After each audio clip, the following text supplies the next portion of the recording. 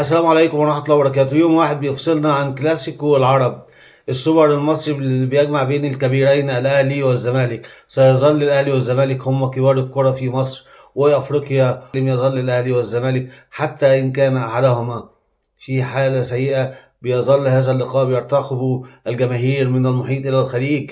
الأهلي بعد فوزه على سيراميكا كليوباترا وإهدار كم هائل من الفرص ورجوع الروح الفانيلا الحمراء والهجوم الشرس المتواصل من أول مباراة، وفوز مقنع جدا وعمل ريمونتادا وفك النحس إلى حد ما، وقدر إن هو يتفوق 2-1 على فريق سيراميك كليوباترا اللي متصدر للدوري.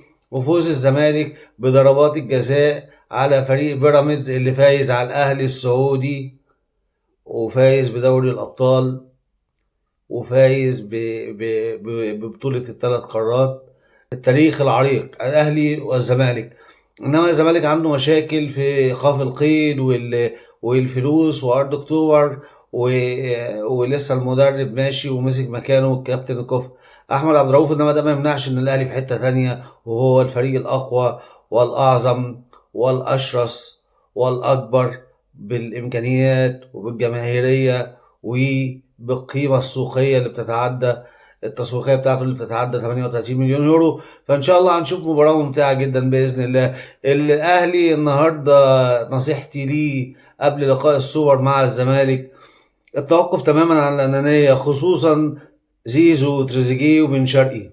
ولو لعبوا جماعي هيبقوا هم نجوم المباراه، واتوقع ان واحد او اتنين منهم على الاقل هيجيب اهداف في مباراة الزمالك بإذن الله. الاحتفاظ بالروح اللي لعبنا بيها المرة اللي فاتت وربط الهجوم بالدفاع بخط الوسط بالدفاع كانت أحد الأساسيات اللي قللت الجاب اللي كان بيحصل والفجوات اللي كانت بتبقى تنظيم دفاعي، بعيدا عن الهفوة اللي حصلت من محمد هاني وياسين مرعي وياسر إبراهيم في الهدف اللي أحرزه لاعب سيراميك كليوباترا. فأتمنى إن شاء الله ويقظة محمد الشناوي ان هو يكون حاضر في المباراة ان شاء الله، وربنا يوفقهم. كان من مكاسب برضو المباراة ديت ان الاهلي يعمل ريمونتادا بعد ما دخل في الجون، استمر وضغط وكان في منتهى الشراسة وقدر ان هو يحقق الفوز ويكمل وتضيع منه كم هائل من الاهداف. اللعب بجدية من أول مباراة، حتى لو احنا كنا متفوقين فرديا وجماعيا. اللعب بجدية وعدم المنظرة من أول دقيقة لآخر دقيقة، ونكون طماعين لو جبنا جول نجيب اتنين نجيب تلاتة لو واحنا قادرين على كده ك ك ك كأفراد وكفريق.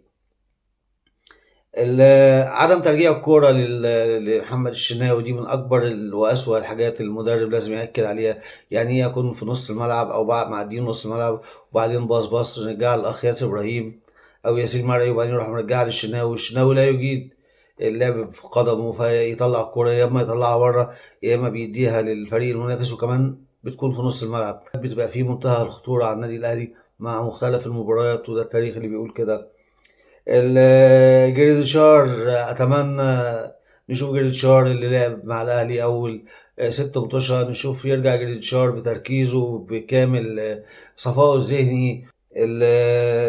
الكرات الثابته لازم المدرب يشتغل عليها. احنا بيجي لنا كرات ثابته كتير كلها بتضيع، وزيزو بيلعبها مع احترامي، يعني زيزو مش صاحب الكوره، مش لازم هو كل كوره ثابته يلعبها، ولازم تبقى في جمل تكتيكيه سواء في الكورنر يبقى في تنوع او في الكرات اللي هي حوالين منطقة ال18. ودي كان الأهلي متميز فيها من زمن، وكان بيكسب بطولات وبيكسب مباريات بالكرات الثابتة، لأنها واضح إن ما فيهاش أي تدريب وما فيهاش أي شغل.